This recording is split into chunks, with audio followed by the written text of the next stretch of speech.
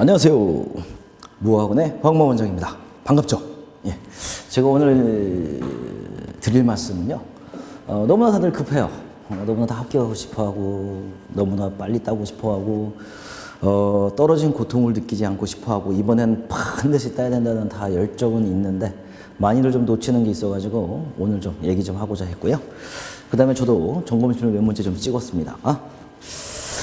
자, 첫 번째 관리사, 소방관리사 공부 시작 전에 가장 주의할 거. 첫 번째, 모티브예요. 모티브가 뭐냐면요. 왜 공부를 해야 되는지, 자기는 관리사가 왜 필요한지를 정확히 정의를 좀 내리시기 바랍니다. 막연히 있으면 좋은 거 다 알아요. 막연히 있으면은 어떻게? 네. 뭐 경제적인 이득도 더 생기고요. 사회적인 지위도 생기는 건 아는데, 우리가 모티브가 가장 중요한 게 뭐냐면은 왜 공부를 시작해야 되는지 동기를 정확히 머릿속에 마음속에만 놓지 마시고 글로 좀 쓰셔가지고 어디에요? 그렇죠? 가장 많이 보는 책 앞에 항상 좀 붙여놓으시기 바랍니다. 왜 그럴까요? 그렇죠? 이제 가면 갈수록 시험에 다가갈수록 자신감은 떨어지고 공부하기 싫고 떨어지면 어떻게 하지? 이런 공부감에 휩싸이는데 모티브가 항상 자기를 초기의 마음으로 돌려놓는 이런 역할, 좀 멘탈 관리가 된다라는 거죠. 그러니까 항상 맨 앞에 좀 적어 놓으시고요. 자, 그 다음에 소방인으로 다시 태어나라. 이 웬 소방인으로 다시 태어나라 라는 건데요. 제가 소방을 이제 입문한 지가 한 15년밖에 안 됐는데요. 가만히 보니까요. 이런 거예요. 건축이라는 학문을 볼게요. 건축을 하시는 분들은요. 보통 건축학과를 나왔고요. 즉 대학에서 건축을 하셨고요. 한우 업무는 대동소이해요. 첫 번째 설계, 아니면 뭐 CM, 그 다음에 두 번째는 감리, 세 번째는 시공, 그 다음에 네 번째는 관리, 그 다음에 다섯 번째는 기타, 뭐 제조, 영업, 뭐 이런 것들 되겠죠. 이 업무를 거의 넘어가지 않아요. 그쵸? 건축도 마찬가지고, 전기도 마찬가지고, 기계 분야도 마찬가지고요. 그런데 이 소방을 한번 볼게요. 소방은 어떤 분들이 해요? 일단 이 소방학과라는 이런 분들이 좀 나와서 지금 활동은 막 시작은 하는데, 이분들이 좀 더 역량 있게 활동하려면은 한 10여 년이라는 시간, 한 20년 시간이 필요할까요? 지금 막들 이제 졸업을 하죠. 이분들은요, 대학 가자마자 자기는 건축인이에요. 이분들은 가자마자 전기인이고요. 이분들은 기계, 내 전공은 기계구나. 즉 전공이 뭐냐라는 거죠. 소방하시는 분들 전공이 뭘까요? 일단 소방학과 매우 극히 드물고요. 소방 전공은 건축, 소방하시는 분들이요, 뭐 전기, 기계, 화학 등등등. 그 다음에 또 문과 계열도 엄청 많죠. 문과 계열이야. 그 다음에 또 어떤 분들이 있어요? 그쵸. 공인중개사들이 있고요. 또 주택관리사들이 있고요. 또요, 장롱면허 있고요. 소방이 없네. 그쵸. 소방을 가만히 보면요. 자기의 전공이라고, 나는 소방하는 사람이다 라고 이런 얘기를 하시는 분이 극히 드물어요. 근데 정말 소방 중요해요. 소방이 왜 중요할까요? 소방이라는 거는요,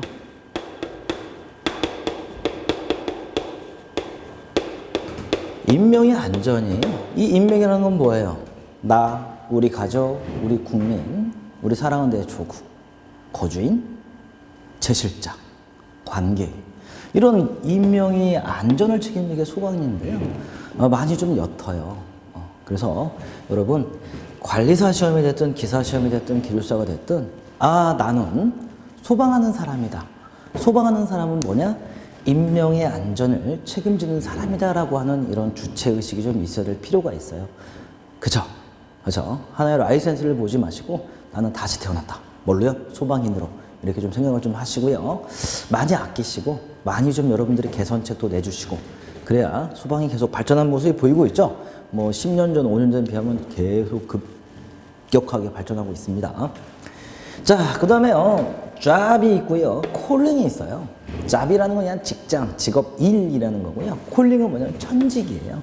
즉 여러분이 소방에 입문하셨으면요, 소방을 잡으로 하지 마시고요, 천직으로 하세요. 부릅니다.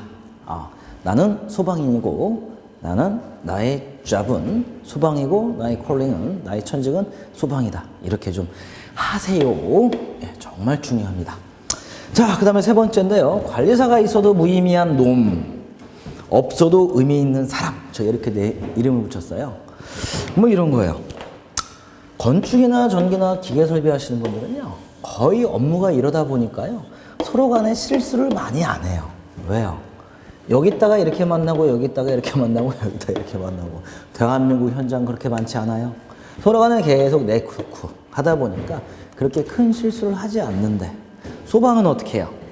예, 어떤 기초적인 베이스가 약하기 때문에 그냥 나는 뭐 공부 자격증 따러 왔지? 이거 따면 좋지 않을까라는 건데, 아니에요, 여러분. 절대 자격증보다는요, 사람이 중요합니다. 사람을 언제 사귈까요? 그쵸? 가장 좋은 기회는 여러분 공부하실 때 옆에 계신 분이 가장 좋은 분이고 훌륭하신 분입니다.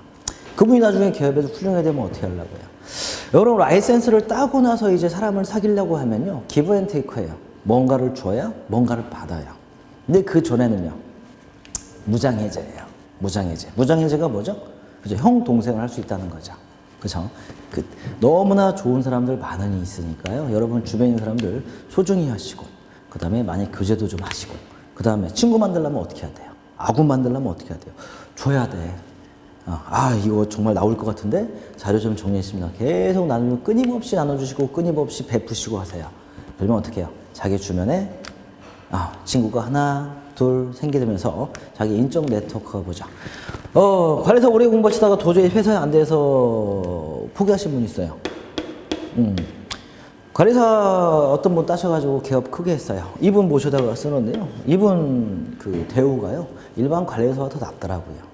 그쵸? 그러니까 관리사가 있어도 참 없는 이만 못한 사람이 있고요, 관리사가 없는데도 그 이상을 하신 분이 있더라고요. 그래서 여러분들 꼭 라이센스가 있든 없든 일단 뭐가 되라?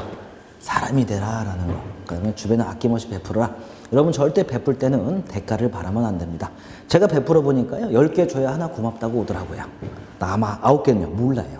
이렇듯이 여러분들 주변에 베풀고 또 베풀고 또 베풀고 베풀어 보세요. 친구들이 많이 생길 겁니다. 자, 그 다음에 이제 공부시 주의사항이 뭐냐라는 건데요, 1번 보시면 자기의 역량, capability, 자기의 역량을 깨달아라라는 거예요. 왜 중요할까요? 이만한 책 5권 딸딸 외우면 붙을 줄 알아요.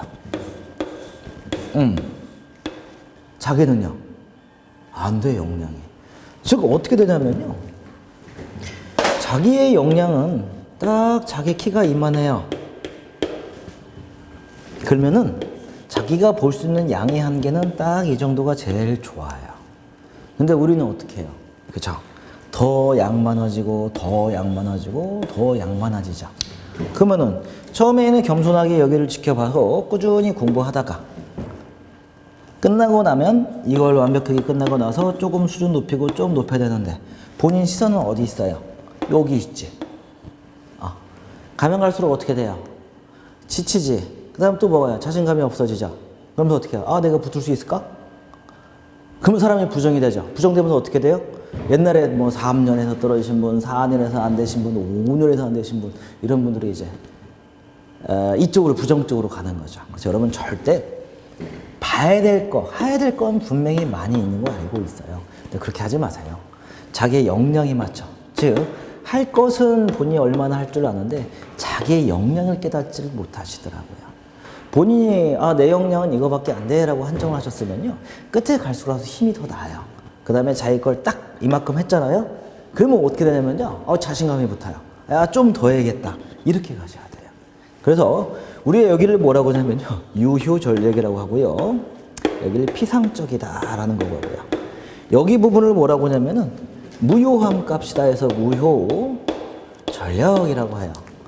어떤 게 좋아요? 유효, 피상, 무효하다라는 거죠. 가장 좋은 것은 유효값이 제일 좋겠죠. 이해가시죠? 자, 그 다음에 마음만 급하다. 기본부터 탄탄히 해라라는 거예요. 가장 답답하신 분들이 찍어주세요라는 거죠. 그 찍어서 다 했으면은 그분이 마지막에 찍어서 이렇게 찍는 거 해서 붙으신 분은 이미 베이스가 되신 분이에요. 그쵸? 마지막 베이스가, 이런 베이스가 없는데요. 찍어준 것만 가지고는 조금 어렵지 않나. 그런데 시간이 없으면 어쩔 수 없죠. 분명히 제 경험상에 운이 있는 사람이 있어요. 운이 있는 사람이 있어요. 또 어떻게 해요? 반대로 얘기하면 운이 없는 사람도 있어요. 그쵸? 그래서 기본부터 좀 탄탄히 하시고요. 그 다음에 뭐 공부를 자신과의 싸움이라고 하는데요. 제가 기술사 공부 한 17, 8년 해보니까요. 자기랑 싸우면 안 되겠더라고요. 누구랑 싸워야 되냐면요. 다른 사람, 주변, 술 먹자고 하시는 분, 저녁에 놀자 하시는 분, 낚시 가지고 가시는 분, 주식 하시는 분, 이런 분들 멀리 하세요. 그 다음에 자신은요, 항상 격려해야 돼요. 야, 뭐야, 나는 할 수 있어, 할 수 있어. 할 수 있어, 있다, 이렇게 격려하셔야죠. 뭐 이런 거예요. 회사 그만두시고, 나를 벼랑 끝에 만들어 놨어요. 그리고 어떻게 해요? 일시적, 단기적인 분명히 효과가 있어요. 하지만 이분이 코너에 몰렸을 때는요, 분명히 이분 떨어집니다. 그럼 어떻게 돼요? 못 일어나요. 왜? 나이가 어떻게 해요? 뭐 20대, 30대는 가능해요. 40대 이상은 절대 자기를 벼랑 끝에 놓고 공부하시면 안 됩니다. 뭐 이런 거예요. 회사 그만두고 수익이 없어요. 와이프한테 나 6개월만 공부할게. 자금은 있어요. 딱 되면 넉 달 되면 끝나졌어요. 그러면 이제 마지막 되면 어떻게 돼요? 한 2달 남았는데 집에 가면 마음 편해요? 안 되지, 불편하지. 공부가 돼야 돼, 안 되지. 계속 떨어지면 어떻게 하지? 여기에 이제 빠져 사는 거죠. 그래서 여러분 꼭 중요한 것은 다른 사람과 싸우시고요. 자기는 항상 할 수 있다, 할 수 있다, 할 수 있다 이렇게 격려를 해주세요. 그렇죠? 자, 그 다음에 하루 1시간 꼭 운동을 해라라는 거예요. 마음만 너무 급해. 어디서 이제 여기가 효과 나냐면요. 특히 50세 이상 되시는 분들은요. 시험 마지막 한 달 앞두고 몸이 파백션 불어버려요. 아니면은 시험을 일주일 해놓고 몸이 붕 떠버려요. 컨디션 관리 잘못하신 거죠. 1시간 운동이요. 자기를 나중 되면 효과가 더 나타나요. 그래서 우리나라 고3은 부지런히 공부를 시키자면 미국 고3은 어떻게 해요? 하루 1시간 땀을 흘릴 수 있는 운동을 일주일에 4번씩 이상 꼭 하죠. 그게 뒤씨, 자신감, 그 다음에 체력이 붙으니까 더 어떻게 해요? 공부가 잘 된다는 거죠. 특히 저 같으면 이제 달리는 운동을 해봤더니요. 허벅지 살이 이제 탱탱해지더라고요. 엉덩이. 예, 전 종기가 좀 많았거든요. 그래서 엉덩이가 먼저 책상에 닿는 게 아니라 계속 하체 운동을 했더니 허벅지가 먼저 닿더라고요. 그럼 허리 아픈 게 없어졌더라고요. 그래서 꼭 운동하시고요. 특히 50대 이상은요. 공부보다 중요한 게 이거예요. 운동하세요. 열심히. 자, 그 다음에요. 공부는 머리가 아니라 뭐로요? 엉덩이로 하는 거다라는 거죠. 머리 좋은 사람들 많아요. 자기 제주 피우다가 자기가 그 발에 걸려서 넘어지더라고요.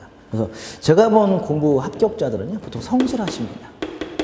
묵직하게 엉덩이로 하는 겁니다. 단지 머리가 안 좋으면 어떻게 해요? 뭐가 고생해요? 그쵸? 엉덩이 플러스 몸뚱이와 주변이 좀 고생을 할 뿐이죠. 자, 그 다음에 성과와 성취감 있는 공부를 해라. 자신감 상승이 따라온다라는 거예요. 앞에서 말씀드렸죠? 자기 양을 어떻게 해요? 자기 수준이 이만큼이면은 자기 캐퍼러빌티, 자기 역량이 캐퍼가 이 정도면 딱 여기에 맞춰서 진도를 계획을 짜라라는 거. 그 다음에 이게 끝났을 때 어떻게 해요? 이렇게 올라가야 된다는 거 꼭 명심하시고요. 자, 그 다음에 암기만 하시면 안 돼요. 암기를 어떻게 해요? 항상 써보셔야 돼요. 눈으로 알아서 머리로 하는 거와 손으로 나가는 게 틀려요. 여러분들 모의고사만 필요한 게 그런 거죠. 혼자 잘 안 되시면 꼭 오시기 바랍니다. 자, 그 다음 10번 찍어서 안 나가면 어떻게 해요? 포기하지. 그걸 왜 잡고 있어요? 우리 100점 맞는 거 아니잖아요. 자, 60점을 맞으면 되겠죠. 그 다음에 항상 감사하며 공부해라라는 거죠. 어떤 분은 오셔서 그래요. 자기는 집이 어쩌고 회사가 어쩌고 막 이런 얘기 하시는데 상당히 안타깝더라고요. 여러분 죄송하지만요. 본인이 자기 자신에 투자할 수 있다는 시간이 있다는 것만으로도 여러분 축복받은 사람이에요. 왜요?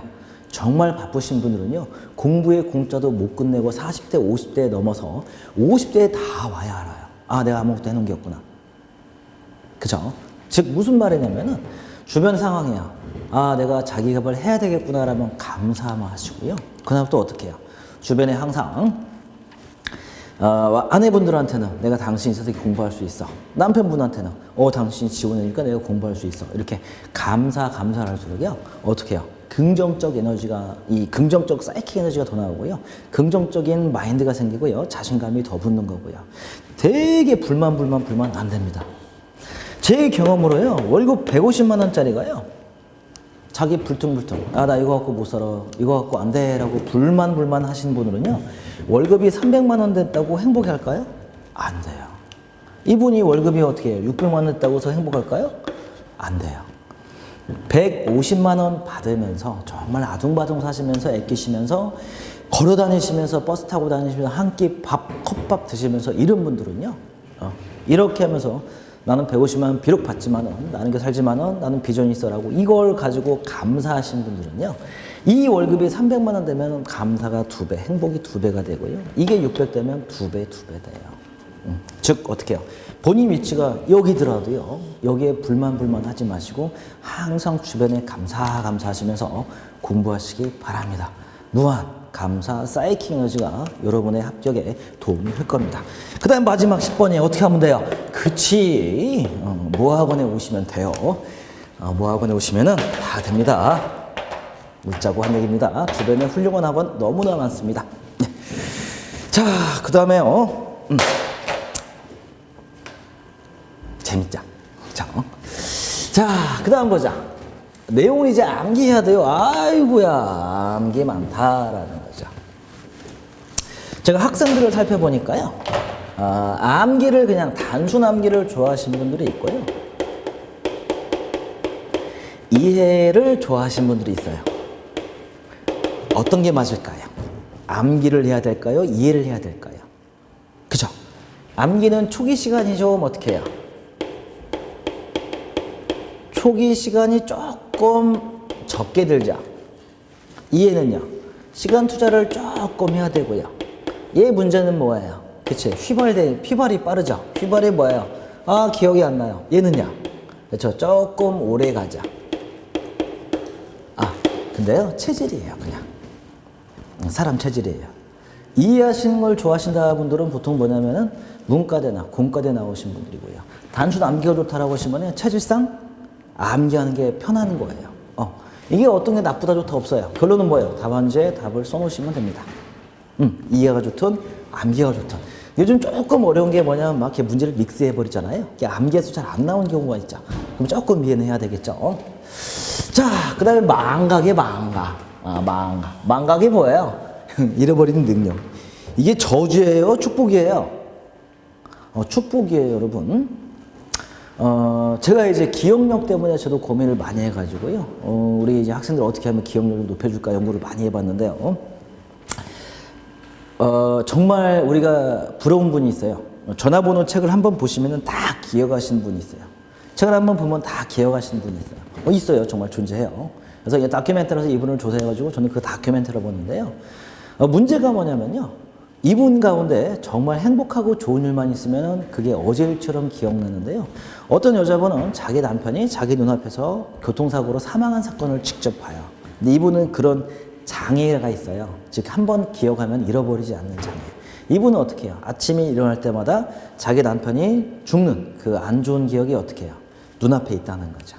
우리 세월호 사건 보세요. 그 기억이 계속 남는다는 거죠. 그래서 이 망각이랑은요, 하늘이 준 축복이에요. 좀 이상하네. 하늘이 좀 축복인데 어떻게 이 축복을 좀 많이 받은 사람이 있고 조금 적게 받은 사람이 있죠. 여러분은 어떻게 해요? 많이 받았어요? 적게 받았어요? 그치? 제가 보니까 대부분 많이 받았어요. 저도 많이 받는 타입에 속한데요. 별로 중요치 않습니다. 망각이 많든 적든. 그래서요, 이 에밍하우스 이분이요, 망각 곡선을 그려봤어요. 우리는 어떻게 되냐면은, 보통 이런 얘기해요. 자, 강의 듣고 책 덮자마자 몇 프로 까먹어요? 50% 까먹고, 문 나가자마자 50% 까먹고. 남는 게 없네? 이분은 정량적으로 조사했는데요. 10분 후부터요, 몇 프로요? 그쵸? 망각이 시작돼요. 공부하고 나서 10분 후부터. 그 다음에 1시간 뒤에는 50%예요. 그 다음 하루 뒤에는 70%, 한 달 뒤에는 80%가 망각한다는 거죠. 공부 못하겠다. 공부 못하겠네. 즉 정상이에요. 이게 망각의 정상이에요. 근데 이걸 우리가 이겨하잖아요. 극복하려면 어떻게 될까요? 그쵸? 복습이에요. 떨어질 때 어떻게 해요? 다시 한번 쭉 올리고 떨어질 때 올리고 떨어질 때 올리면은 이 떨어질 때 올리는 에너지가 어떻게 해요? 조금씩 덜 든다는 거죠. 적게 든다는 거죠. 그래서 이 망각이라는 거는 분명히 축복이 많긴 많은데 많이 받을수록 어떻게 해요? 복습 시간을 늘려야 되는 거죠. 즉 책을 한 번에 쭉 보는 게 아니라요. 일정 시간 어떻게 예전에 했던 것들 계속 반복 복습해야 된다는 거죠. 그러면 뭐가 생기냐면요. 유력이 좀 생겨 유력. 그 다음에 암기 시간이 빨라져요. 이거 꼭 명심하시고요. 자, 그 다음에 암기 능력이야. 정량적으로 향상 보자. 제가 우리 수험생 학우분들 암기력을 어떻게 올릴까라고 고민을 많이 해보니까요. 이제 검토해봤어요. 서핑 하면서 전문가한테 의뢰하면서 했더니요. 기능적인 건 딱 두 가지가 있어요. MC 스퀘어. 뭐 띠 정말 예전에 어마어마한 유행이었어요. 그쵸? 이거 없으면 이건 공부를 못했죠. 중요한 것은 일시적인 효과가 있는데 지속적으로 하다 보면 어떻게 해요? 좀 둔해진다는 거 있고요. 그 다음에 얘 장점이 뭐냐면 잠 안 올 때 기가 막혀요. 잠 안 올 때 띠. 그 다음에 뇌호흡이에요. 저 이거 두 개 다 해봤을까요? 안 해봤을까요? 다 해봤어요. 새벽 4시에 가서 뇌호흡 했는데요. 새벽에 죽는 줄 알았어요. 피곤해서 6개월 했습니다. 효과가 있을까요? 없을까요? 그치, 그렇게 많지는 않았어요. 그래서 눕자고 한 얘기고요. 첫 번째, 이제 과학자들이 어떻게 해요? 암기력을 좀 증가시키는 방법이 뭐가 있냐라고 봤더니요. 소리내서 읽어라 라는 거죠. 그냥 눈으로 보는 것보다 소리내서 읽으니까 암기력이 좀 좋아지더라 라는 거죠. 이게 왜냐면은 뇌 자극이 생각만 가지고 하는 게 아니라 소리, 음성이 같이 들어가니까 뇌의 전두, 후두엽을 더 자극한다는 거죠. 근데 문제가 발생했어요. 도서관에서 소리내서 읽다가 어디 아저씨가 책 던져버리더라고요. 아줌마한테. 이렇게 하니까. 그러니까 혼자 했을 때 해보시고요. 자, 그 다음에 잠자기 전 암기가 가장 효과적인 거다라는 거. 이거 별표 하나 치세요. 정말 중요합니다. 즉, 공부를 열심히 하고 집에 가서 TV나 자극적인 것은 절대 금지하셔야 돼요. 날라가 버려요. 우리 막 보디빌딩 하신 분들 있잖아요. 운동을 열심히 하고 집에 가서 뛰는 거라든지 다른 일을 하면 안 돼요. 어떻게 해요? 운동한 그대로 가서 집에서 플래시 쉬다가 그냥 자버려야 돼요. 그러면 근육층이 충충 쌓인다는 거죠. 공부도 마찬가지야. 도서관에서 8시간 공부 열심히 하고 집에 가서 쇼핑하고 TV 보고 영화 보고 어떻게 해요? 다 잃어버린다는 거죠. 그래서 우리가 단기 메모리와 장기 메모리가 있어요. 뇌에는요. 그래서 단기 메모리가 아니라 장기 메모리에 가기까지는 잠자는 게 가장 중요하대요. 저 또 이것도 실천하다가 어떤 일이 있었냐면요. 잠을 자야 되는데요. 하루 종일 밤새 공부하고 있더라고요. 머리가요. 문제 풀고 있어요. 그래가지고 저는 하다가 말았는데요. 잠을 푹 주무신 분들은 꼭 이거 주의하게 하세요. 그래서 공부하실 때는 어떻게 해요? 집에서 공부 열심히 하시고 암기법 좀 한번 보시고 푹 주무시고요. 정말 중요합니다. 자, 그 다음에 암기법이요. 자, 초보는 어떻게 하냐면요. 그냥 무조건 생초보는 무조건 외워버리는 거죠. 외우셔야 안 외워져요? 안 외워져요. 외워는 지는데 나오질 않아요. 순서가 뒤죽박죽 돼요. 그래서 필요한 게 뭐냐면 앞 글자 따서 이제 무조건 암기하는 땅땅땅땅땅땅땅. 중수는 어떻게 하냐면요. 앞 글자를 따서 스토리를 만들어요. 그걸 가지고 뭐 김씨네 박간에 뭐 이렇게 스토리를 만들고요. 그 다음에 암기하고요. 고수는요. 중요 글자를 따요. 앞 글자를 안 따요. 뻔뻔은 뻔이요. 양정이면은 양이나 정을 따고요. 뭐 이런 식으로요. 뭐 변압기가 나왔다라고 하면은 변 헷갈리니까 앞 따고요. 뭐 전류 나왔다면 뭐 루 따고 이렇게 그 말의 핵심을 따고요. 중요 글자를 따서요. 스토리와 그림 연상법이에요. 그림 연상법이요. 그냥 어떻게 해요? 광전시 불령인데 그냥 가지 않고 어떻게 광전시 불령 보니까 여기서 0.5m를 뛰어서 수광구가 있고 송광구가 0.5m를 뛰고 광축을 떨어서 몇 m를 가고 이렇게 따고 햇빛이 직접 오지 않고 그림 나오네. 그쵸? 그래서 이 암기법 하나에다가 그림을 같이 넣어가지고 통한 암기법이 가장 좀 쉽다, 용이하다. 그 다음에 초고수 볼게요. 스토리와 그림 연상을 통해서 이해하며 암기하는 게 가장 효과가 좋다라는 거죠. 본인이 암기를 쭉 했는데 문제 보니까 여기서 조금 이렇게 조금 나오니까 믹스를 못 시킨다는 거죠. 저는 옛날에 어떻게 하냐면요, 노래에 따라고 노래해요. 와, 우리 떴다 비행기 있잖아요. 떴다 비행기로 거의 뭐 누전 감지기, 누전 경보기 같은 거 이런 건요 한 4절까지 하면 다 나와요. 그래서 떴다 비행기로 4절까지 노래를 불렀어요. 1절, 2절, 3절, 4절까지 다 암기했어요. 근데 시험 문제가요, 이게 나왔어. 4절에서 어떻게 했을까요? 다른 사람은 다 문제 푸는데 나는 어떻게 해요? 1, 2, 3, 4 노래 부르고 있었어요. 몸으로 떼우면서 배워야 돼요. 머리가 안 좋으면 어쩔 수 없어요. 저 같은 분이 있을까요? 그렇죠? 떴다 비행기 노래 부르다 끝난 시험도 있었습니다. 자, 그 다음에 재밌는 거 한번 만들었어요. 우리 소방실과에서 합격 지수 만들었습니다. 글씨가 잘 보일까요? 라는 거. 저는 쓸데없는 짓을 좀 많이 해요. 재밌어요. 한번 해봅시다. 자, 60점만 넘으면 돼요. 자, 글씨가 잘 안 보일까봐 일단 절박지수 플러스 간절한 마음 곱하기 즐거움 계수, 그 다음에 두뇌지수 IQ, 그 다음에 방해지수 이렇게 한번 써봤는데요. 자, 절박지수가 뭐냐? 0점 해도 되고 안 해도 되고 이분은 해볼 수가 없어요. 그 다음에 10점 조금 더 이익이 된다는 거죠. 안 돼요. 20점 조금 더 많이 이익이 된다. 30점 하지 않으면 더 이상 할 것이 없다는 거죠. 야, 인생 막바지 왔다. 나 이거 아니면 안 돼. 그 다음에 40점 하지 않으면 가족들이 굶어 죽는다. 40점. 이야, 굶어 죽는데요. 자, 50점 굶어 죽고 있는 가족들을 살려야 된대요. 몇 점 정도 할까요? 그렇죠? 뭐 조금 더 많이 이익이 된다. 뭐 20점 한번 해볼까요? 그 다음에 간절지수 보죠. 간절지수 0점. 항상 꼭 해야 되는지 할까 말까 의문이 든다. 0점이에요. 하지 마세요. 자, 10점. 가끔씩 해야 되는지 의문이 된다. 언제? 바쁠 때. 공부하기 싫은데 공부해야 될 때. 자, 20점. 해야만 한다. 30점. 반드시 해야 된다. 40점. 하지 않으면 난 죽는다. 50점. 난 이미 뒤진 몸이다. 난 죽었어. 몇 점 할까요? 30점 한번 해볼까요? 그쵸. 자, 여기다가 뭐가 있냐면요. 즐거움 계수예요.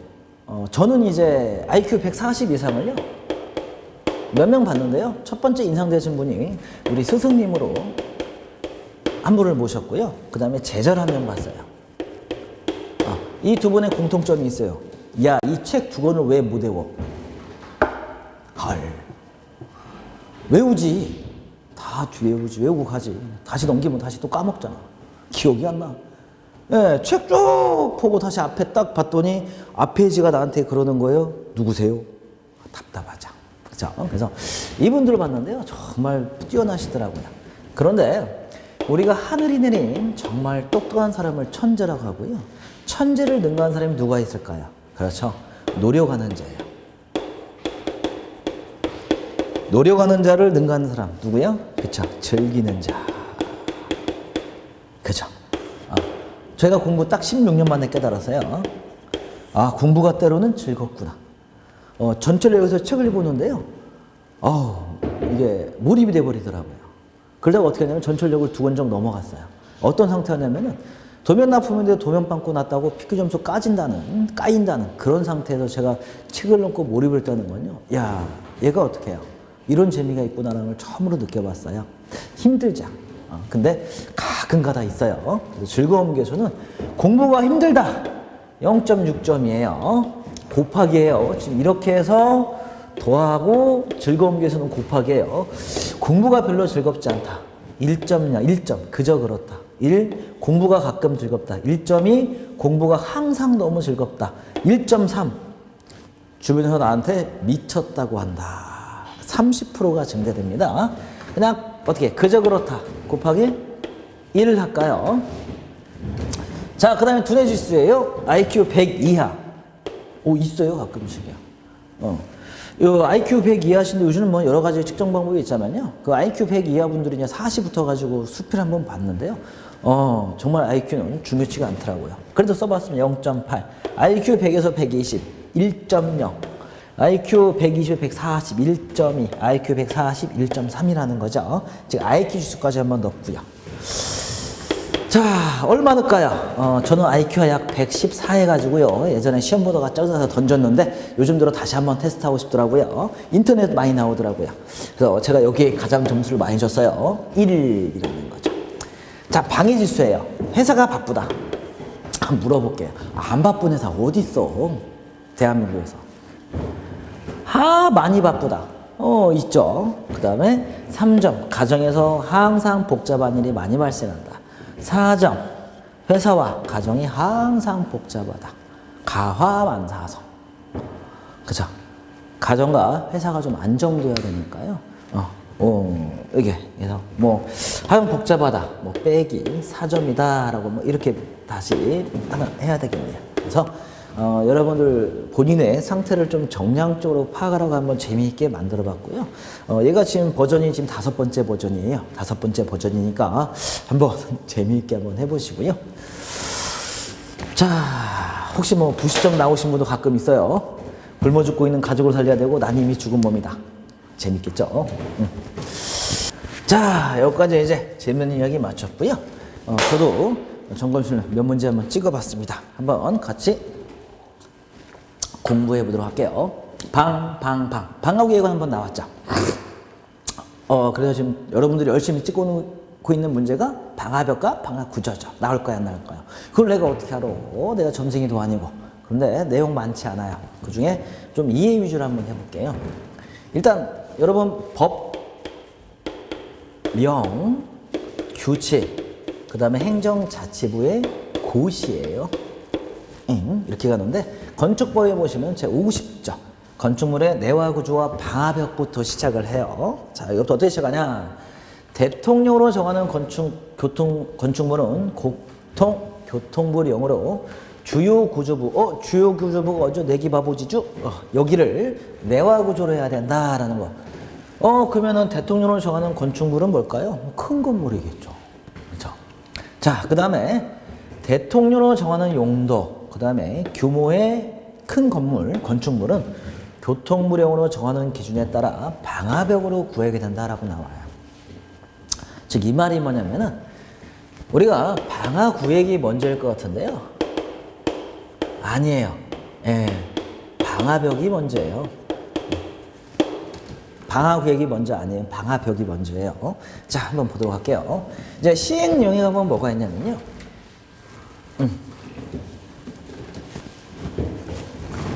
연면적 1000배 이상의 건축물은 방화벽으로 구획하라라는 거예요.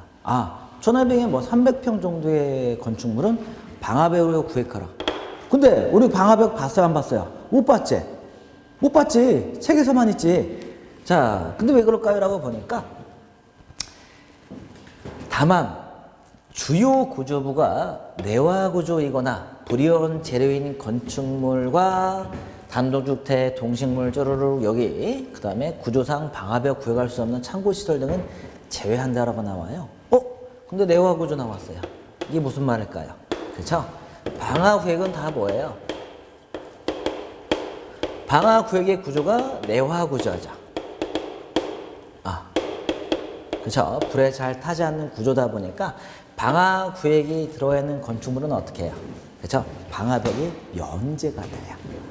그래서 항상 오해하시는 게 방화벽 따로 방화구획 따로가 아니라 1000배 이상은 무조건 방화벽을 하되 주요 구조부가 내화구조인 경우는 제외한다라고 하니까 어떻게 해요? 그렇죠? 방화구획 한 경우는 대부분 방화벽을 하지 않는 규정이 여기 있어요. 자, 그 다음에 방화벽의 구조는 어떻게 해요? 이제 국토교통부 령으로 정하고요. 그 다음에 연면적 1000배 이상의 방화구조로 하거나 불연제로. 신기한 거 나왔어요. 방화구조 나왔어요.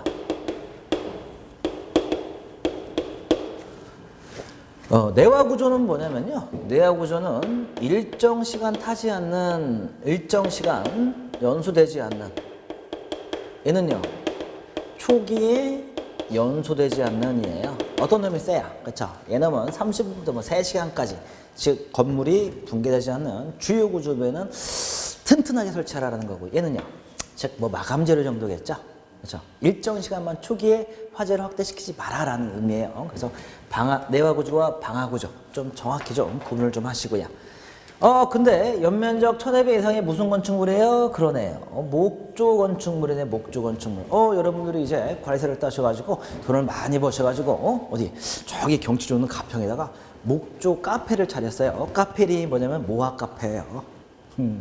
자, 그런데요, 이 카페를 목조 카페에 모시잖아요, 통나무로. 하는데 1,200에 딱 넘으면 어떻게 해야 돼요? 그쵸? 이제 방화구조 불연지를 하니까 몇에 맞춰요? 어떻게든 900에 맞히지. 990에 맞추죠. 그쵸? 그래서 이게 목조 건축물 기준이다라는 거. 근데 왜 목조가 있냐라는 거죠. 이건 과거부터 내려온 규정이잖아요. 그래서 과거에는 우리가 콘크리트 건물이 많았어요, 목조가 많았어요. 목조 건축물이 더 많았죠. 그래서 자, 참고해서 보시고요. 자, 그 다음에 방화벽의 구조예요. 뭐 더 이상 설명하지 않드리겠습니다. 여러분 너무나 많이들 하셔가지고 뭐 내화 구조로 홀로서 있어라, 양끝 날개에 0.5m 튀어나와라 라고 하는 건데, 이런 건축물 어디서 봐요? 보셨어요? 여기 방화벽 하는데 날개 튀어나와라 라는 거, 이런 거 보셨어요? 안 보셨어요? 그쵸? 뭐 위험물 저장소라든지 아니면 방화벽 실제 어디서 많이 써요? 그쵸? 공동구에 많이 쓰이죠. 공동구. 네. 그래서 한번 쭉 보시고요. 근데 이거 참 재밌어요. 14조 2항의 규정은 제1항의 규정에 의한 방화벽 구조에 관해 이를 준용한다라고 했는데요. 이 앞에 내용이 뭐냐면요. 방화구의 구조예요.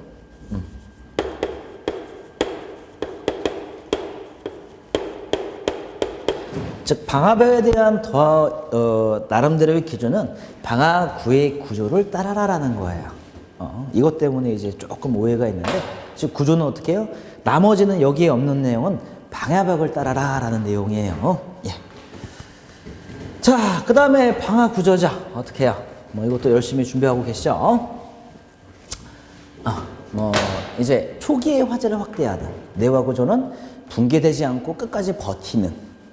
자, 그래서 쭉 한번 보시고요. 실제로 많이 쓰는 것은 우리 KS에 따라서 방화 2등급 이상 해당되는 제품을 제일 많이 써요. 이렇게 해서 뭐 우리가 뭐 신벽에 흙벽으로 막벽치기 뭐 황토방도 아니 이런 거 봤어요, 안 봤어요? 안 봤지. 뭐 철망 모르타리에 바름 두께 2cm 이상을 해요, 안 보지. 없지. 거의 드물자. 그래서 보통 방화 2등급 이상 제품을 건축 재료로 많이 쓰이고요. 자, 그 다음 문제 볼게요. 자, 출구 기준이에요. 출구 기준. 출구 기준이 왜 중요할까요?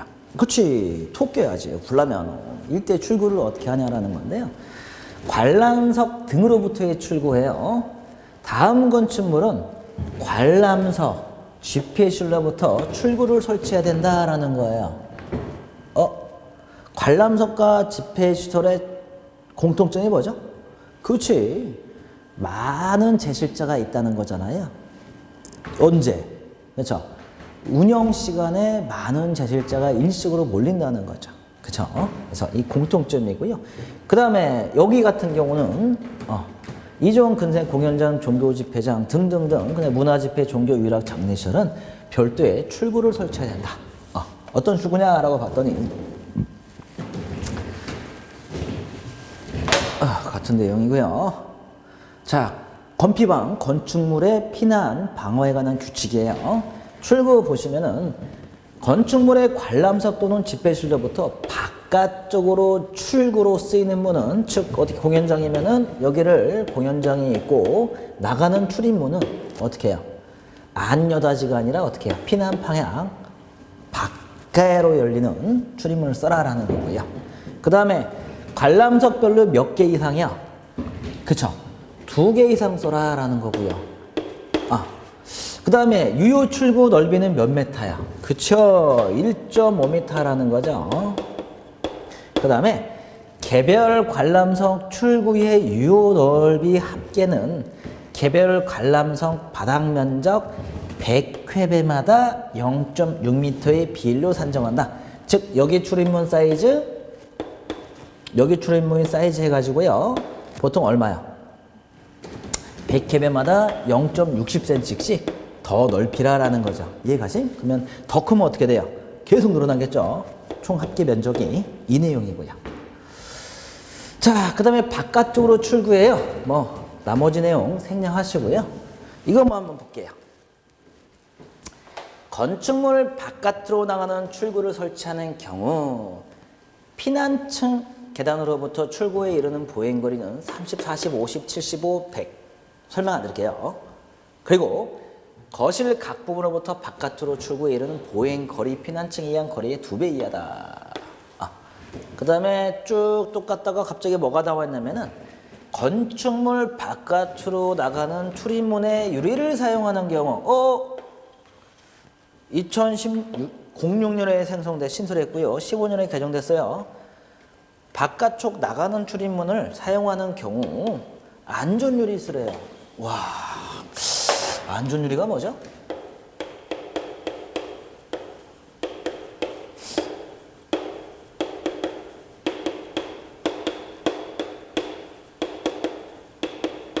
안전유리, 내화유리, 방화유리 어떤 말이 맞을까요? 헷갈리죠. 그죠? 얘는 용어는 다 섞어서 쓰지만요. 실제로 우리가 성령 시험 보면 방화유리란 말이 제일 많이 쓰여요. 내화유리란 말 어디에 나왔냐면 내화 구조 대신 쓴다는 건 솔직히 내화라는 것도 좀 의미가 좀 없고요. 방화유리라는 용어가 맞고요. 그러면 세이프티 글라스. 안전유리는 뭐냐면 우리 자동차 앞유리 있죠. 어떻게 해요? 팍 깨지자마자 어떻게 돼요? 막 파편이 날아가나요? 아니죠. 탁 깨지자마자 깨지고 그냥 붙어 있죠. 그 문으로 차면은 파쇄하지 않고 그냥 그대로 툭 떨어지죠. 이걸 안전유리라고 해요. 즉 일시적으로 급할 때 제실자가 뒤에서 밀리거나 아니면 깨고 나갈 수 있게 깨고 나가되 다치지 않도록 만든 유리가 안전유리다라고 좀 보시고요. 자, 그 다음에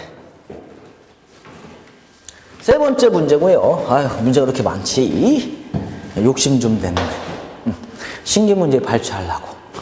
자, 대피공간 가볼게요. 대피공간은 뭐예요? 그쵸? 공동주택에서 4층 이상의 아파트에서 2가지 이상의 직통계단을 쓰지 못했을 때 어떤 걸 해라라는 거죠. 즉, 대피공간을 만들어라는 얘기죠. 즉, 4층 이상의 세대가 2개 이상의 직통계단을 사용하지 못했을 경우, 즉, 탁 문 열고 나와서 어떻게 해요? 이리도 직통계단, 이리도 직통계단. 직통계단은 뭐죠? 직접 통하는 계단, 어디까지요? 피난층까지 통하는 계단이 직통계단이죠. 자, 여기는 뭘 써라, 이제. 그쵸? 대피공간 하라는 건데, 대피공간은 어떻게 설치하라는 거냐면은, 대피공간은 바깥의 공기와 접해라. 그 다음에, 대피공간은 어떻게 해? 실내나 다른 부분에 방화구역으로. 뭐 거실이 이렇게 있다, 베란다다, 그럼 대피공간이다 라는 것은 바깥쪽 공기와 접할 거. 이건 실제로 현장에는 문제가 많았죠. 뭐 이건 생략하도록 하겠습니다. 그 다음에 실내의 다른 부분은 어떻게 해요? 그쵸? 방화구에 갈 것이라는 거고요. 그 다음에 대피공간 바닥 면적은 인접세대와 공동으로 설치하는 경우, 인접세대 공동이 뭐야? 그치? 옆집이죠? 옆집에 이렇게 설치했다. 그래서 여기는 뻥 뚫리고 이렇게 공동으로 설치했다라면요. 설치하는 경우는 3회배 이상, 각 세대별로 설치했을 경우는 2회배 이상일 거. 그 다음에 국토교통부 장관이 정하는 기준에 적합한 거 별도로 있겠죠. 그 정관 한번, 기준 한번 보죠. 자, 그 다음에 4층 이상의 아파트에 대피공간 제외 기준이 있어요. 어떻게 하면 대피공간 없게 하냐라는 거죠. 왜냐면 이 대피공간 설치하면 면적이 죽잖아요. 그 다음에 대피공간 다 뭘로 써요? 창고로 많이 쓰잖아요. 야, 이거 안 되겠다. 그래서 이런 경우는 이제 대피공간을 설치 안 한다는 거죠. 어떤 경우나 봤더니 인접세대와 경계벽이 파괴하기 쉬운 경량구조. 즉 인접세대를 뭘로 설치하는 거예요? 그렇지? 이게 101호고 102호예요. 베란다고 거실이에요. 자, 베란다예요. 여기를 어떻게 해요? 그렇죠. 발로 뻥 찼더니 옆집이 나온다는 거지. 괜찮죠? 야, 옆집에서 발로 뻥 차면 우리 집 들어온대. 좋죠. 그래서 과거에 이제 어떤 그 소형 아파트에서 임대 아파트 같은 건 설치하는 경우가 있어도 문제는 뻥 차고 나가는데 여기가 다 뭐 있어요? 막 이게 막 세탁기 있고 막 이렇게 선반 있고 하잖아요. 그게 좀 문제죠. 그 그 다음에 경계벽에 피난구. 이 경계벽에 뭘 설치한다는 거예요? 그죠? 개구멍 설치해서 어떻게 해요? 기어간다는 거죠. 아파트 분양하는데 아저씨 저기 뭐예요? 라고 물어봤더니 옆집에서 긴급아씨 이쪽으로 넘어갈 수 있는 개구멍이에요. 라고 하면 어떻게 돼요? 밤에 다 메꾸지. 이런 거고요. 자, 그 다음에 발코니 바닥이 어떻게 해요? 하향식 피난기구는 발코니 바닥이에요. 발코니 바닥. 발코니 바닥에 설치하는 거예요? 거실에 설치하는 거 아니에요? 가봤더니 거실에 설치되어 있던데. 그건 얘를 어떻게 해요? 확장한 거예요. 확장. 그 위치는 발코니 위치고요. 그 다음에 뭐 대피 공간을 동일하거나 그 이상의 성능이 있다고 고시하는 구조. 그래서 요즘 뭐 어떤 제품 나왔어요? 혹시 이 제품 괜찮더라고요. 평상시에는 이렇게 접혀 있다가 평상시는 어떻게 해요? 이렇게 접혀 있다가 비상시에 출입문 열면은 이렇게 쭉 나가가지고 화재에서 이렇게 숨어 있는 앉아서 기다릴 수 있는 이런 대표 공간 장치 좋더라고요. 제가 볼 때는 모든 소방 설비는요.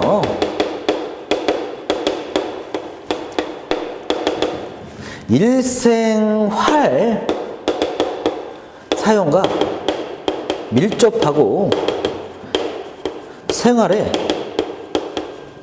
불편이 있으면 안 돼요.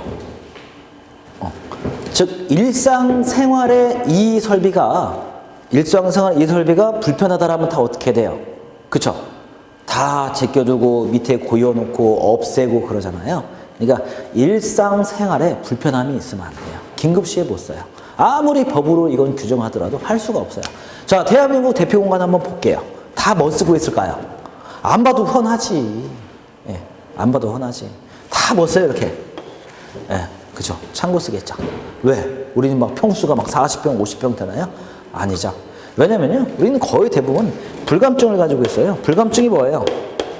그쵸? 안전불감증이죠. 이 안전불감증이 뭐예요? 우리 집에는 화재가 발생해야 안 해요? 안 하지. 옆집에만 발생하지, 다른 집에만 발생하지. 이런 안전불감증 때문에요. 일상생활에 소방설비가 불편하다면 그건 반드시 어떻게 해요? 예, 편리하게 만들자. 그러면 진짜 긴급할 시 사용할 수가 없겠죠. 그래서 저는 이 제품 나와가지고요. 좀 더 보강 좀 됐으면 좋겠어요. 그러니까 베란다인데요. 이렇게 구석에요. 이렇게. 너무 구석자리 두면 안 되지. 이 구석들은 다 뭐야? 우리 다 그거지. 이제 짐 쌓아놓잖아요. 그럼 여기다가 어떻게 해요? 이쪽, 이렇게 베란다 이쪽 이제 창살에 있으면요. 이쪽만 그렇게 만들어서 평상시에는 어떻게 해요? 그냥 볼록 나온 정도 있다가 화재 발생하면 어떻게 해요? 이렇게 문 열고 쭉 밀면은 이렇게 나가가지고 사람들이 일시간 대피할 수 있는. 정말 저 이 제품 한 번도 본 적도 없고 실제로 본 그림으로 봤어요. 근데 저 결론이 뭐냐면은 일상생활에 사용하기 편리하고 그 다음에 정말 긴급하실 쓸 수 있냐라고 봤을 때 이런 제품 같으면 가능할 것 같아요. 네.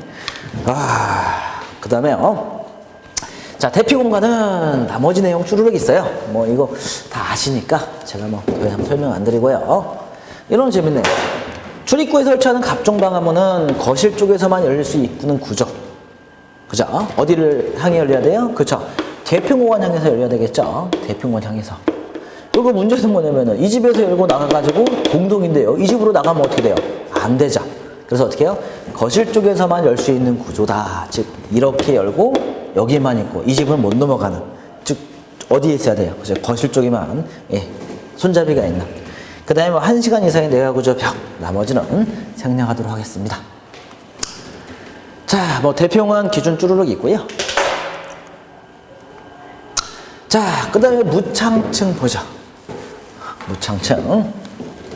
자, 4번 문제 무창층인데요.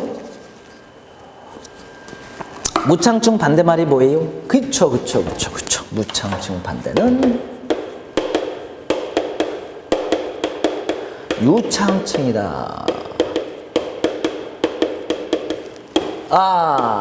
유창층이 뭘까요? 무창층은 뭘까요? 그죠? 무창층은 창문이 없다는 층이에요. 유창층, 창문이 있다는 층이지. 왜 중요할까요? 그렇죠?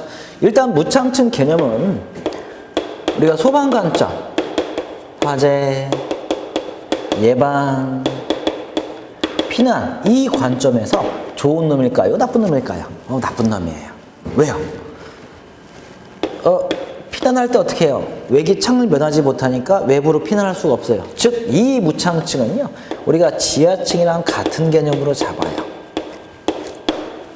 좋지 않아요. 그래서 강화된 시설을 적용하라 있는 게 무창층인데요.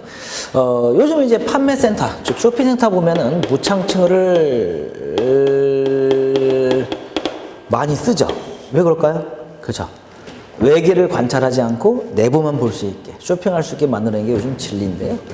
자, 무창층 뭐 2여기의 기준에 30분의 1 이하가 되는 층, 즉 이 면적의 모든 갖춘 개구역 면적 합계가 해당 층의 바닥 면적의 30분의 1, 즉 개구부가 작거나 커라, 그치, 매우 작거라 라는 거죠. 이때는 우리가 무창층 본다라는 거죠. 유창층은 어떻게 해요? 이 이하가 아니라 초과가 돼야 되겠죠. 그러면 창문이 많다라는 거였죠. 실제로 무창층은 뭐 우리 같으면 뭐 맨날 우리 왕관기 설치할 때 뭐 보는 게 관점이지만요. 실제로는 건축에서 설계할 때 상당히 중요해요. 예. 자, 뭐 나머지 내용 여러분 열심히 했으니까 좀 스킵하고 넘어갈게요. 자, 또 하나 피난층 남았어요. 피난층이 뭘까요? 여러분, 피난층은 무조건 1층이 아닐 수도 있어요. 피난층은 무조건 1층으로 잡으면 안 돼요. 즉 곧바로 지상으로 갈 수 있는 출입구가 있는 층 말하고요. 우리가 피난 안전 구역도 피난층이 될 수 있어요. 우리가 피난 안전 구역에 있는 그 층도 피난층으로 볼 수가 있어요. 예. 즉 곧바로 지상으로 갈 수 있는 출입구에 있는 층을 말하는데, 이게 무슨 말이냐면은 건축물이 이렇게 생겼어요. 이렇게. 근데 여기 도로는 뭐 2m짜리 편도도로고요. 여기 도로는 6m짜리 양 쌍방도로예요. 그럼 피난층은 어디 잡아야 돼요? 층은 뭐 이렇게 구분되어 있다. 여기 구분되어 있다. 어디 잡아야 돼요? 여기 잡아야 돼요? 여기 잡아야 돼요. 이게 피난층이에요. 그래서 피난층은 1층이 안 될 수도 있다. 그 다음에 피난 안전구역까지 피난층으로 볼 수 있다라는 거 꼭 명심하시고요. 자, 그 다음에 특정 소방 대상물이에요. 정의 좀 정확히 보자고요. 특정 소방 대상물이 왜 중요하냐면은 다들 물어봐요. 특정 소방 대상물이 뭐예요? 라고 그러면 특정한 소방 대상물이다 라고 얘기를 해요. 나도 알아. 근데 뭐가 문제냐? 라고 봤더니 소방시설을 설치하는 소방 대상물로서, 즉 규모가 일정 규모 커서 여기는 소방설비 설치해야 돼, 이런 규모로서 누가 정하는 거야? 그치! 대통령이 정하는 건축물을 어떻게 해요? 특정 소방 대상물이다 라는 거고요. 그 다음에 특정 소방 대상물 별표 쭉 보시면은 여러 가지 있죠. 여기에 좀 볼 게 뭐냐? 노유자 시설이에요. 노유자 시설 왜요? 노유자 하면 여러분 시설 엄청나게 많아요. 대표적인 거 볼게요. 노인 관련 시설, 아동 관련 시설, 장애인 시설, 정신질환 시설, 노숙인 관련 시설. 이렇게 하나, 둘, 셋, 넷, 5개가 있다라고 좀 보시고요. 나머지까지는 좀 힘들지. 그래서 노유자 시설, 이렇게 많구나라고 읽어만 한번 보시고요. 자, 지하가예요. 지하가. 자, 지하가는 뭐냐? 지하의 인공적인 구조물로서 상점, 사무실, 그 밖에 비슷한 시설로 연속된 지하도다. 어디예요? 그렇지. 지하 상가 보면 되겠죠? 근데 지하가 안에 뭐가 들어가냐면요. 지하 상가와 터널이 구분된다라는 거. 터널도 어디다? 지하가에 통하는구나 라고 좀 명심하시고요. 그 다음에 지하구 보죠. 지하구는 뭐냐면요. 그냥 지하 공동구예요. 이 문제도 많이 좀 하셨죠? 그냥 지하 공동구를 지하구라고 한다. 그래서 지하구 뭐 더 이상 설명 안 드리겠습니다. 그래서 다른 건 좀 버리시더라도 이 정도는 노유자시설은 이런 종류가 많이 있구나라는 거. 왜냐면 노유자시설 많이 보강됐잖아요. 계속 잡고 있잖아요. 간이 스프링클러 보시면 알겠죠. 그쵸? 이게 어떤 거 나오면은 혹시 뭐 이런 거 딱 나오면 제가 장기 요양기관이 뭐야? 이러면 안 되니까 이 정도 좀 읽어보고 넘어가시고요. 그 다음에 지하가, 그 다음에 지하구와 정확히 구분하시고, 지하 상가와 터널은 뭐다? 지하가다. 좀 명심하시고요. 그 다음에 공동구, 즉 지하구다, 공동구다. 꼭 좀 알고 계시고요. 자, 그 다음에 복합건축물이에요. 싹 정리했지. 정리 딱 하고, 이게 나온 것 같은데 라고 해서 딱 봤더니 어떻게 14회 때 나왔더라고. 아깝죠. 지금 나왔어야 되는데. 이제 나온 것 같은데. 그래서 빨리 지웠지. 자, 그 다음에 그 밑에 이제 이 특정 소방 대상물 별표 2에 이 별표 2에 보시면 5조 관련이거든요. 여기 보시면 이제 27번 지하가 28번 지하가 30번이 복합 건축물이에요. 14회 정확히 나왔죠. 좀 못 썼죠. 자, 그 다음에 이제 내용이 뭐냐면 비고 있어요. 이 30조 바로 밑에 비고 있는데 이게 뭐냐면 하나의 소방 대상물과 별개의 소방 대상물의 연결 통로예요. 이게 몇 회 나왔어요? 10회 나왔죠. 그러면 이번엔 뭐 나올까요? 그걸 내가 어떻게 알아? 모르니까 어떻게 해요? 다 해야지, 다. 다 어떻게 해요? 못하지. 그래서 여러분, 이런 것 좀 하시고요. 법 9조 5에 보시면 소방용품의 내용 연수 있어요. 여기 보시면 형식 승인 용품이 14회 나왔죠. 정말 중요한 것들은 다 한 번씩 나와요. 네. 자, 그리고 보니까요. 내용 연수 따라서 뭐가 있냐. 소방용품의 내용 연수가 10년이다 라고 정확히 이제 픽스가 됐어요. 이건 좀 상식적으로 좀 알고 계시고요. 자, 소방용품 어떻게 해요? 소방용품의 내용 연수는 몇 년? 10년. 소방용품 뭐다? 분말 상태의 소화약제. 또 여러 가지 있죠. 그래서 10년 꼭 좀 알고 계시고요. 그 다음에 7년짜리도 있는데 좀 어렵죠. 여기까지 스킵하도록 할게요. 자, 그 다음에 마지막 문제인데요. 아이고 많이 됐네. 그림이 좀 보이실까요? 라는 건데 우리 방화차타가 몇 회 나왔죠? 그쵸? 방화차타가 성능시험 기준이에요. 얘도 성능시험 기준이에요. 성능시험, 그러니까 소방설비 중에 액티브한 거, 계속 움직이는 것 중에 가장 중요한 건 뭐냐면은 방화 셔터하고요. 두 번째가 방화 댐퍼예요. 얘들은 어떻게 해요? 계속 움직이잖아. 그러니까 성능을 어떻게 해요? 확인을 해야 돼요. 그 다음 또 하나가 뭐가 있냐? 요즘 특별, 우리 아파트 같으면 창문 다 뭐예요? 자동 폐쇄형 써야죠.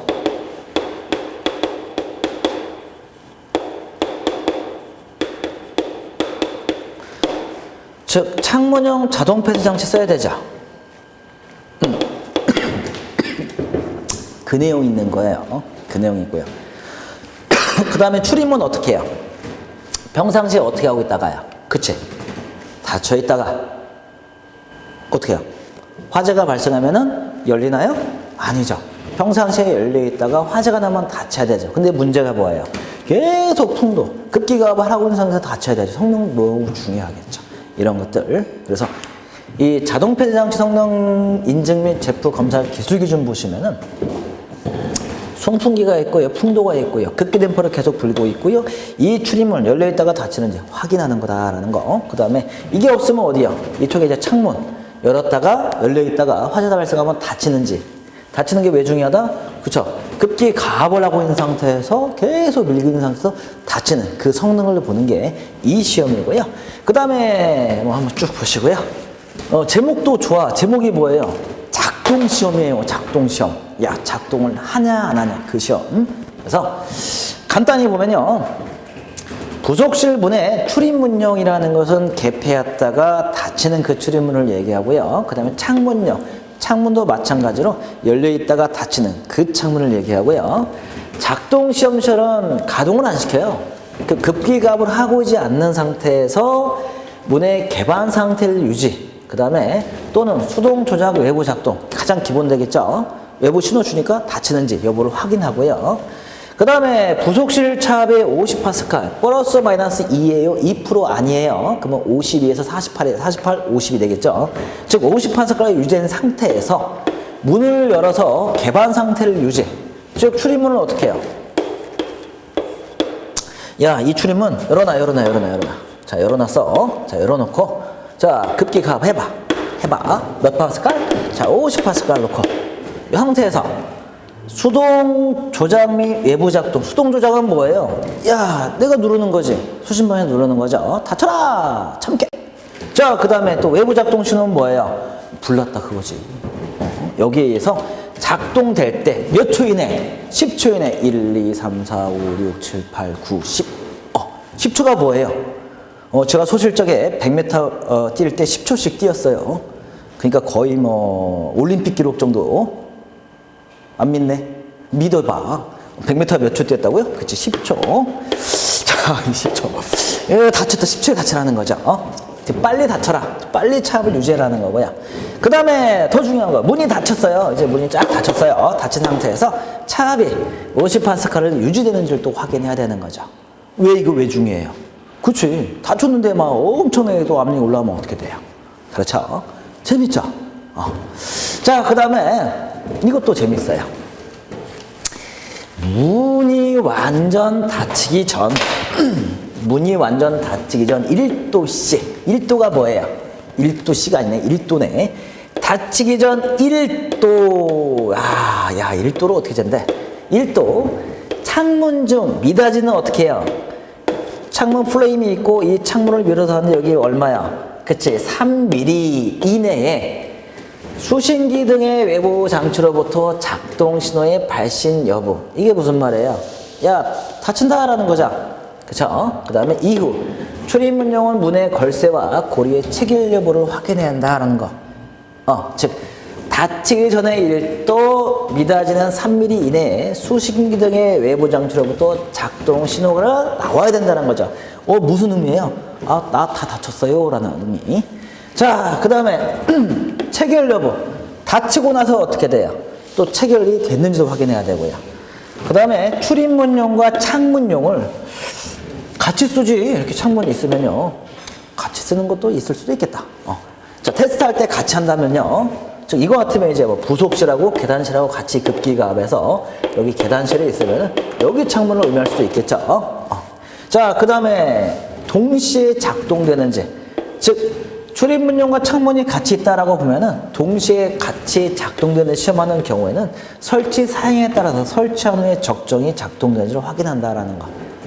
그래서 재밌죠? 중요해요. 자, 그 다음에 이것도 이름도 좋네. 무슨 시험? 기능 시험이네. 항문도 몇 개야? 이 항이 하나, 둘, 셋, 넷. 딱 좋네. 좋네.